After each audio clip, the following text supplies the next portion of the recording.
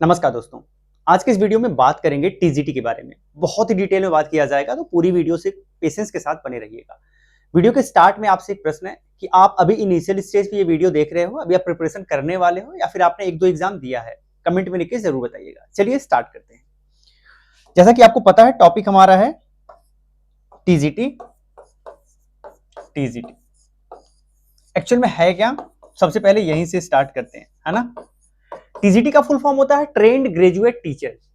Trained graduate teacher यानी एक ऐसा टीचर है जो कि ट्रेंड है ना। अगर आप टीजीटी कर लेते हो ना, तो आपको 10th यानी हाई स्कूल यानी 9 से लेके 10 तक पढ़ाने का अवसर मिलता है। और जो भी एडेड कॉलेज हैं उसमें आपकी नियुक्ति होती है। कहां पे नियुक्ति होती है? एडेड कॉलेज में। एडेड कॉलेज में। अब ऐसा नहीं है कि सिर्फ एडेड कॉलेज में नियुक्ति होती है, ये डिपेंड करता है कि ये जो वैकेंसी है ये आप कौन सी वैकेंसी को टारगेट कर रहे हो। जो अगर राजकीय विद्यालय की वैकेंसी होगी तो उसमें गवर्नमेंट कॉलेज में आपकी नियुक्ति होगी। जो नॉर्मल शिक्षा सेवा चयन आयोग से वैकेंसी आती है उसमें एडेड कॉलेज की में नियुक्ति होती है। इवन अदर स्टेट का अलग अलग प्रोसीजर है, बट नॉर्मली ये है कि अगर आप टीजीटी क्वालिफाई कर लेते हो तो आपको ट्रेंड ग्रेजुएट टीचर बोला जाता है और आप हाई स्कूल यानी 9-10 को पढ़ाते हो। आपने ये समझा। अब एक्चुअल में अगर आप टीजीटी करना चाहते हो तो एक बेसिक क्राइटेरिया तो होनी चाहिए ना। वो बेसिक क्राइटेरिया क्या है ये समझने का प्रयास करते हैं ना, कि जो बेसिक क्राइटेरिया है वो आपको क्या फुलफिल करना पड़ेगा। तो पहली चीज तो ये है कि अगर आप टीजीटी की प्रिपरेशन करना चाहते हो तो आपका ग्रेजुएशन कंप्लीट होना चाहिए। ग्रेजुएशन अपीयरिंग नहीं, कंप्लीट होना चाहिए, तभी आप फॉर्म भर पाओगे। हाँ, ग्रेजुएशन कंप्लीट होने के पहले से अगर आप प्रिपरेशन करना चाहो तो कर सकते हो, कोई प्रॉब्लम नहीं। बट फॉर्म तभी भर पाओगे जब ग्रेजुएशन आपका कंप्लीट हो जाए। तो पहली चीज ग्रेजुएशन कंप्लीट होना चाहिए। सेकेंड चीज आपके पास बीएड होना चाहिए। अब आपका ये प्रश्न हो सकता है सर अगर हमने बीएड नहीं किया है, डीएलएड किया है, तो क्या हम कर सकते हैं? तो नहीं कर सकते। डीएलएड अगर आपने किया है तो आप प्राइमरी और अपर प्राइमरी के लिए एलिजिबल हो। ऐसे आप टीजीटी पीजीटी के लिए एलिजिबल नहीं हो। सो टीजीटी के लिए आपके पास बीएड होना जरूरी है। तो आपने समझा कि एक्चुअल में योग्यता क्या होनी चाहिए। अब अगर आपका ग्रेजुएशन भी हो गया है, अगर आपने बीएड भी कर लिया है, तो क्या इसमें आप अप्लाई कर सकते हो? तो एक और क्राइटेरिया है, वो है एज का। तो मिनिमम आपका 21 ईयर कंप्लीट होना चाहिए। अगर 21 वर्ष आपका कंप्लीट हो चुका है जिस दिन लास्ट डेट है फॉर्म का, तब तक अगर 21 वर्ष तक आप हो गए हैं तो फाइनली आप इसमें अप्लाई कर सकते हैं, शौक से अप्लाई कर सकते हैं। तो आपने बेसिक क्राइटेरिया समझा कि अगर आप टीजीटी करना है तो कैसे कौन कर सकता है। आगे बढ़ते हैं। अब इसकी जो वैकेंसी है ये रेगुलर होती है क्या? तो रेगुलर तो नहीं होती है ना। रेगुलर नहीं होती है। पहली चीज रेगुलर नहीं होती है। दूसरी चीज बहुत ज्यादा पोस्ट नहीं आते, बहुत बल्क में पोस्ट नहीं आते हैं। ये चीज आपको ध्यान रखना है। और रेगुलर नहीं होती है। लेकिन चूंकि अदर स्टेट को भी आप प्रीफर कर रहे हो तो अलग अलग स्टेट में वैकेंसियां आती रहती है, तो ओवरऑल आपको वैकेंसी मिलती रहेगी।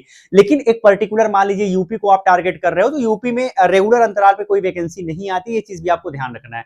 जैसे एग्जाम्पल के रूप में अगर रियल लाइफ एग्जाम्पल की बात करें तो लास्ट टाइम की 2022 की वैकेंसी थी, जो अब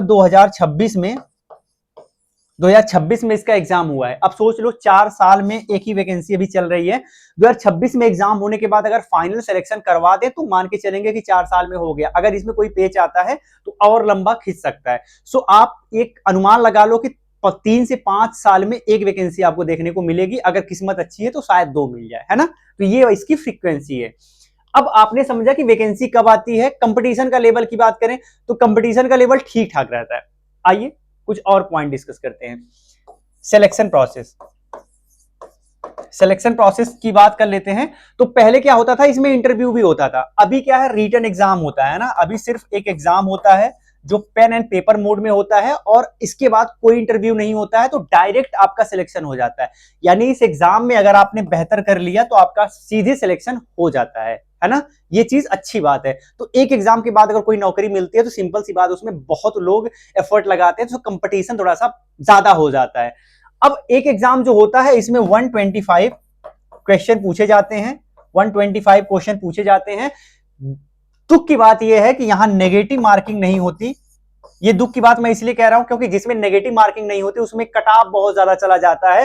तो इस वैकेंसी में कट ऑफ आपको बहुत देखने को मिलेगा। ऐसे ऐसे सब्जेक्ट देखने को मिलेंगे जिसमें 120 या फिर इससे भी ज्यादा का कट ऑफ देखने को मिलेगा। अब ये डिपेंड करता है उस बार पेपर का लेवल कैसा था, नंबर ऑफ कैंडिडेट कैसे थे। पेपर का लेवल बहुत ही बेसिक रहेगा, बहुत आसान रहेगा, जैसे इस बार की हिंदी का पेपर का लेवल था, तो कट ऑफ बहुत ज्यादा चली जाएगी। तो ये एक सबसे बड़ी प्रॉब्लम है, दुविधा है। बट ओवरऑल यही इसका स्ट्रक्चर है, ये चीज आपको ध्यान रखना है ना। तो अब आपने सिलेक्शन के प्रोसेस को भी समझ लिया। अब हम एक चीज सबसे इंपॉर्टेंट समझते हैं कि इसमें एक सब्जेक्ट का कॉम्बिनेशन वाला फंडा आता है। सब्जेक्ट कॉम्बिनेशन का फंडा आता है, इसको आपको बहुत ध्यान से समझना है, क्योंकि यहां पर अगर आपने मिस्टेक कर दिया है तो सब कुछ नुकसान हो जाएगा। चलिए देखते हैं। पहला हिंदी। अगर आप हिंदी से टीजीटी टीचर बनना चाहते हो, टीजीटी का फॉर्म भरना चाहते हो, तो आपके पास बेसिक एलिजिबिलिटी क्राइटेरिया ये है कि आपके पास हिंदी यानी 12th में, इंटरमीडिएट में आपके पास संस्कृत होना चाहिए। इंटरमीडिएट में आपके पास हिंदी एंड संस्कृत होना चाहिए। यहां लिख देता हूं, हिंदी एंड संस्कृत होना चाहिए। अब आपका प्रश्न ये, अरे सर मैंने तो गलती कर दिया, मेरे तो इंटरमीडिएट में संस्कृत है ही नहीं, क्या मैं नहीं भर सकता हूं? तो एक और क्राइटेरिया है, जो आपने ग्रेजुएशन किया है इसमें हिंदी होनी चाहिए और प्लस यहां पे भी संस्कृत होनी चाहिए। अच्छा, अब दो क्राइटेरिया मैंने बता दिया कि भाई अगर या तो आप ये फिल करिए या तो आपने ये फिल कर दिया, और ग्रेजुएशन तो आपको चाहिए, ग्रेजुएशन हिंदी से तो चाहिए, लेकिन संस्कृत के कॉम्बिनेशन की जो प्रॉब्लम है वो आपको देखना है कि अगर संस्कृत आपके इंटरमीडिएट में है तो चल जाएगा काम, इंटरमीडिएट में संस्कृत नहीं है तो ग्रेजुएशन में संस्कृत होना चाहिए, तो ग्रेजुएशन में हिंदी और संस्कृत दोनों फिर होना चाहिए, है ना। तीसरा क्राइटेरिया क्या हो सकता है? और कोई विकल्प है क्या? तो और कोई विकल्प नहीं है। अब पता चला आपने पीजी कर लिया संस्कृत से, फिर आप कहो सर हम टीजीटी दे सकते हैं क्या? तो नहीं दे सकते। एटलीस्ट आपके पास ये क्राइटेरिया आपको फुलफिल करना है, तब आप हिंदी से दे सकते हो। तो अगर आपके पास हिंदी नहीं है, अगर आपके पास संस्कृत नहीं है और आप हिंदी से देना चाह रहे हो तो आप नहीं दे सकते। अगर आप फॉर्म भर देते हो तो फ्यूचर में प्रॉब्लम होगी डीबी में। अब एक पॉइंट यहां पे ये समझ में आता है कि अगर संस्कृत नहीं है तो क्या इसका कोई विकल्प है? हाँ, तो एक विकल्प यह है, सिंगल सब्जेक्ट से आप ग्रेजुएशन कर लो या फिर इंटर कर लो, तो आपका काम बन जाएगा। ठीक है, ये हमने हिंदी के लिए देखा। अगला देखते हैं, जो सेकंड सब्जेक्ट है जिसके लिए ये वाला क्राइटेरिया मैंडेटरी है, वो है आपका साइंस वर्ग का। साइंस, अब साइंस में अगर आप कोर साइंस यानी फिजिक्स प्लस केमिस्ट्री, तो अगर आप साइंस वर्ग के टीचर बनना चाहते हो तो आपको फिजिक्स केमिस्ट्री का कॉम्बिनेशन होना चाहिए। लेकिन आप बोलोगे अरे सर मैं तो बायोलॉजी का टीचर बनना चाहता हूं, मुझे तो इसमें इंटरेस्ट ही नहीं है, तो आपने कहा ठीक है भाई, फिर आप जो है बायो में अगर जाना चाहो तो इसके लिए आपके पास जूलॉजी प्लस बॉटनी का कॉम्बिनेशन होना चाहिए। ये दोनों आपके ग्रेजुएशन में होने चाहिए, और ये दोनों आपके ग्रेजुएशन में है तो आप साइंस के टीचर बन सकते हो। तो ठीक है, ये भी चीज आपको समझ में आई। अगला पॉइंट कहां बिगड़ता है? अगला पॉइंट आता है सोशल में, सोशल साइंस में। यहां पे मेजर लोग यही मिस्टेक करते हैं, है ना। इसीलिए कभी भी ना आपको ग्रेजुएशन में एडमिशन लेना है तो समझना चाहिए पहले कि एक्चुअल में कहीं कोई गलती ना कर दीजिए फ्यूचर के लिए। समझना जरूरी है। अब सोशल साइंस में अगर आप जाना चाह रहे हो तो आपके पास 4 सब्जेक्ट होता है। पहला हिस्ट्री, सेकंड इकोनॉमिक्स, थर्ड क्या हो गया? जियोग्राफी, एंड फोर्थ क्या हो गया?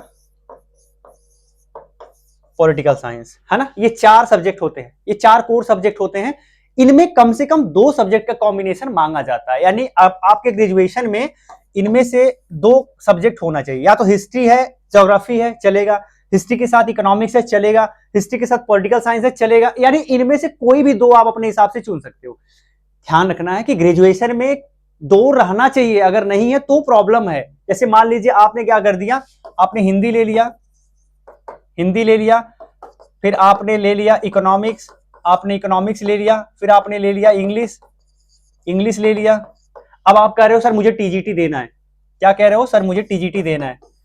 अब आप देखो, हिंदी ले लिया, आपके ग्रेजुएशन में संस्कृत है नहीं, इंटर में भी संस्कृत नहीं है, नो कॉम्बिनेशन, तो काम खत्म, हिंदी से आप नहीं दे सकते। सेकंड, इंग्लिश की बात करते हैं, इंग्लिश से आप दे सकते हो, इंग्लिश अपने आप में स्वतंत्र है तो आप इंग्लिश से दे सकते हो, लेकिन इकोनॉमिक्स की बात करें, इकोनॉमिक्स से नहीं दे सकते क्योंकि इकोनॉमिक्स तो है लेकिन इनमें से और एक सब्जेक्ट होना चाहिए वो नहीं है, तो प्रॉब्लम यहां से आ जाती है। मैक्सिमम लोगों के साथ ये प्रॉब्लम होती है। तो आप ग्रेजुएशन में ये चीज बिल्कुल केयर करके ही आपको करना है, ध्यान रखना है कि ये गलतियां ना हो, छोटी छोटी गलतियां बाद में प्रॉब्लम क्रिएट करती हैं। ठीक है, तो आपने सब्जेक्ट कॉम्बिनेशन के बारे में समझ लिया, और जो मैंने ये चीज बताया है ना, ये मेजर यही वाली प्रॉब्लम है, इसके अलावा कोई बड़ी प्रॉब्लम नहीं होती है। तो हमने लगभग लगभग बहुत सारे पॉइंट को डिस्कस कर लिया। अब बात ये आती है, अब मान लीजिए आपका सिलेक्शन हो जाता है तो सैलरी वगैरह क्या होगी, सैलरी वगैरह क्या होगी। अब एक चीज आपको हमेशा ध्यान रखना है कि ये 4600 ग्रेड पे की जॉब है,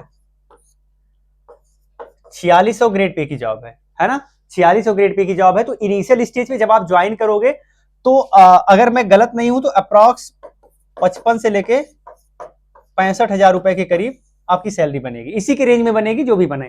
तो 4600 ग्रेड पे की जॉब है, अच्छी जॉब है, बेहतर जॉब है। और आपकी जहां ज्वाइनिंग होती है बहुत ज्यादा ट्रांसफर वगैरह होने का कोई वो नहीं होता है क्योंकि एडेड कॉलेज में आप जाते हो। बट यहाँ एक नेगेटिव चीज देखने को मिलती है, वो नेगेटिव चीज क्या है कि कुछ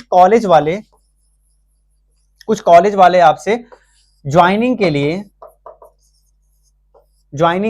डिमांड करते हैं, है ना, ज्वाइनिंग के लिए मनी की डिमांड करते हैं। तो हो सकता है कि आप फाइनल सिलेक्शन लेके जाओ तो जब कॉलेज के पास जाओ तो वहां पे आपको कुछ डिमांड किया जाए, मनी की कुछ डिमांड, क्योंकि मैनेजमेंट कॉलेज है तो कुछ लोग करते हैं, कुछ जगह नहीं भी करते हैं। सेकेंड चीज ये है कि हो सकता है कि आपकी जहां ज्वाइनिंग हो रही है वो आपके टच में कॉलेज है, जानने वाले हैं, तो हो सकता है वहां कोई प्रॉब्लम ही ना हो, या फिर आपकी रीच है तो आप चीजें सॉर्ट आउट कर लीजिए। बट अगर कोई रीच नहीं है तो मे भी हो सकता है कि वहां पे कुछ आपसे डिमांड किया जाए। तो ये कुछ इसके बारे में बेसिक फंडामेंटल इंफॉर्मेशन थी जो मैंने आपके साथ शेयर किया। अब बात ये आती है कि जो हमारा एग्जाम होने वाला है, जो एग्जाम होने वाला उसमें क्वेश्चन किन किन सब्जेक्ट से आएंगे। तो अभी तक का जो सिलेबस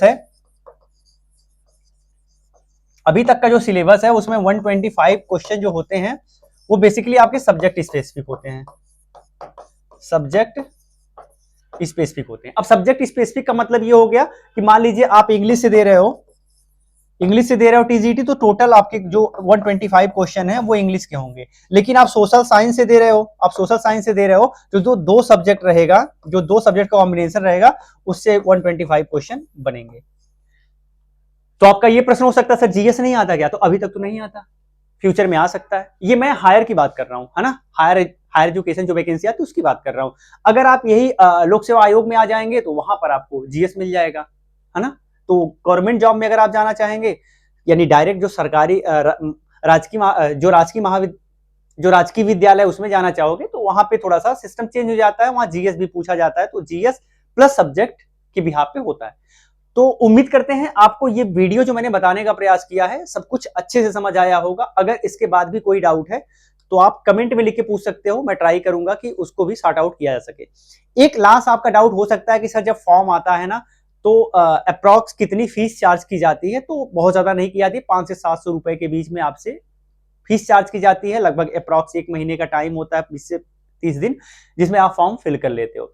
और एग्जाम का कोई फिक्स शेड्यूल नहीं होता कि कब आपका एग्जाम करवाया जाएगा, वो सब कुछ आयोग के ऊपर निर्भर करता है। और बहुत सारी प्रॉब्लम्स बीच में आती हैं, बीच में कुछ प्रॉब्लम आती है, कभी डेट आता है, कभी डेट टल जाता है, कभी एग्जाम होता है, कभी पेपर आउट हो जाता है। ये पूरा का पूरा प्रोसेस है यूपी में, तो आपको पता ही है कि आजकल ये चीजें बहुत ज्यादा हाईलाइट है। बट ओवरऑल आपका काम क्या है, आपको प्रिपरेशन करना है। एक लास्ट क्वेश्चन ये हो सकता है कि अप्रॉक्स कितने टाइम का प्रिपरेशन चाहिए आपको अगर टीजीटी की अच्छी प्रिपरेशन करनी है।